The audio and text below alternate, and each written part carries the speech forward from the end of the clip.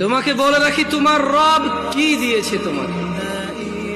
তিনি তোমাকে নিঃশ্বাস দিয়েছে, যার বদৌলতে তুমি এখনো পৃথিবীতে টিকে আছো। যদি তোমার রব তোমার থেকে এই নিঃশ্বাসটুকু ছিনে নেয়, তোমার শরীরটা 24 ঘন্টার ভিতরে ঘৃণিত হয়ে যাবে। কেউ সোজা মুখে তাকাবে না, নাকে কাপড় দিয়ে তোমার দিকে। যাদের ঘরে কিছুই নেই তাদের বলতে চাই, তোমার নাক থেকে নিঃশ্বাসটুকু চলে গেলে ওই স্বর্ণের খাট পালং তুমি অনুভব করতে পারবে না। তোমার পূর্বে এই পৃথিবীর কেউ নিঃশ্বাস যাওয়ার পরে তার আধিপত্যের অনুভব করতে পারেনি, তুমিও পারবে না।